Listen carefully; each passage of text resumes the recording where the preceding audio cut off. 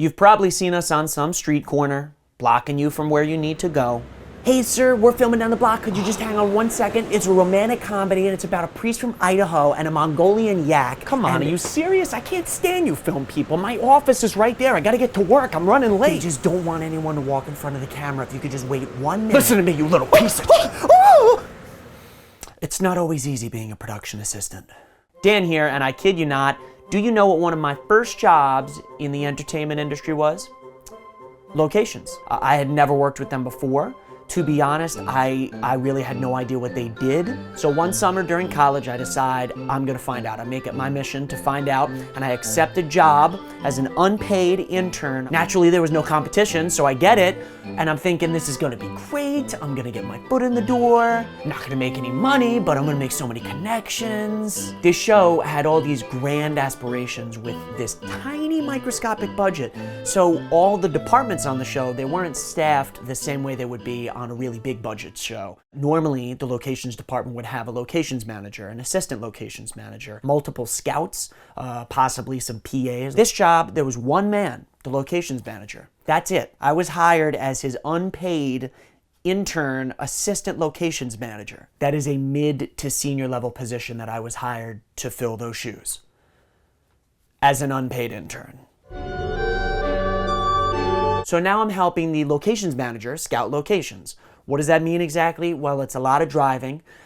We would go from a house in Queens to some destroyed apartment in the Bronx, out to an abandoned farm in Long Island. It was just driving all over the place. We were looking for locations that we could use for filming. Now, he doesn't have a car. He's been using public transportation in New York City. So to get to those faraway locations that you need to drive to, what do you think he does to little old college-aged me?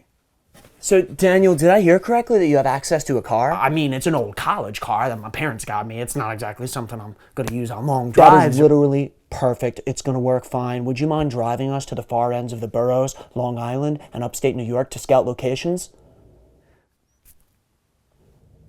Dan, it's going to save us a lot of time. At this point in my career, I was a yes man. I wasn't about to make any single person in the industry unhappy with me. I was just starting out. I can't make people unhappy with me. That'll never get hired. So of course, now we're driving around in my 99 Nissan Altima. We drive for an hour, we hop out, talk to somebody who owns the location, go back, hop in the car, drive another hour, get out, new location, new person, hop back in the car, rinse, repeat. It was tedious. So tedious, so much traffic. To top it all off, the locations manager was a little socially awkward. He didn't want to talk. He didn't want the radio on while we drove.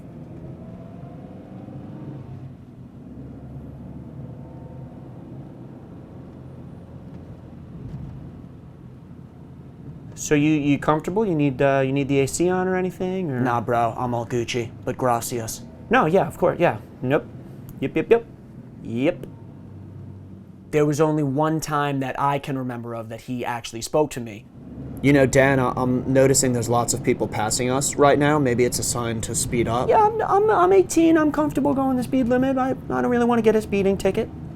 Okay. We spent a while doing this. This took a couple weeks, but eventually we got enough locations to sign contracts to begin filming.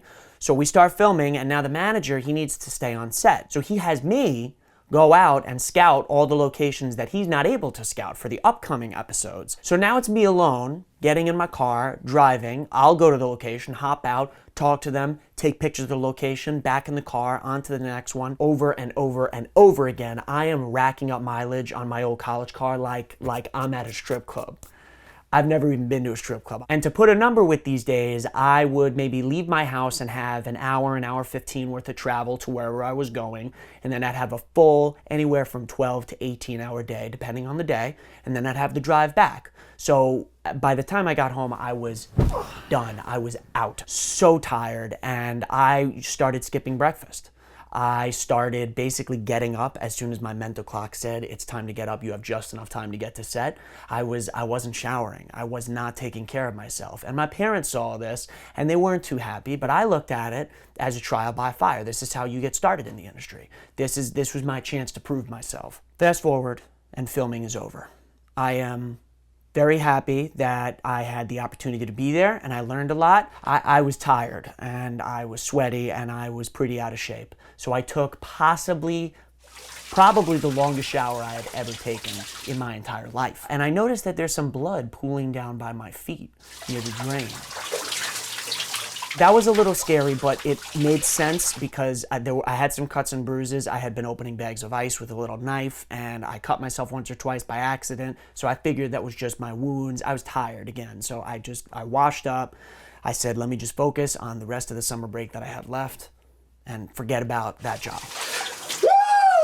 About a week later, I'm back to showering regularly, thank goodness, but I'm noticing that there's still blood pooling down by the drain. And this is bothering me because all the wounds, the visible wounds, have healed, so I'm thinking I cut myself somewhere that I don't even know. So now I'm propping up mirrors in the bathroom and angling them in all sorts of weird ways, and that's when I see something on my back. More specifically, my lower back. Even more specifically, my natal cleft. My butt. Now, if this kind of stuff makes you queasy, you might want to skip the next 30 seconds or though. I'm not going to show anything, but I am going to describe it. What I see is a small nostril-sized hole. Like, look at your nostril. What your nostril looks like, what that little hole looks like right there, that was back there. And it's not the one you think would be back there. There's two now. Now there's two back there. That's not... At this point, I got my mom involved. We went straight to the doctor. The diagnosis was very quick. Well, Daniel, I can diagnose this for you right now. You have a pain in the butt. You do. No, seriously, you should see a rectal surgeon. Rectal? What? No. What? That's not for me. No. Absolutely not. No. But I went, and it's a good thing I did. I was diagnosed with a pilonidal cyst. Yes, Daniel, what's happening here is Jeep cyst. Back in World War II, soldiers would hop in and out of their Jeeps, and the constant pressure on their buttocks would cause these cysts to form. This is what's happened to you. You're dirty, you're sweaty, no doubt you've got ingrown hairs, and it's all formed together and created something just icky. It all made sense. Those hours, days, weeks I spent jumping in and out of my car, that had caused this. That production company had not paid me enough to deal with a cyst that needed to be surgically removed on my lower back. As a matter of fact, they didn't pay me at all. So the next time a PA stops you from getting where you need to be, please don't be angry at them. They're probably working way longer, way harder, and getting paid way less than they should be. Now, I've worked as a PA in New York City for the past about 6 years with some really fantastic people on a lot of really fantastic projects. Maybe you know someone who works in entertainment. Maybe you have a family member, or maybe a friend of yours is looking to become a production assistant, a PA, or maybe it's a friend of a friend. I have a lot more stories to tell, and what's going to help me tell them to you guys is sharing this video with everyone. Everyone you could possibly share it with. I'm on Facebook. You can follow me there. I have Instagram.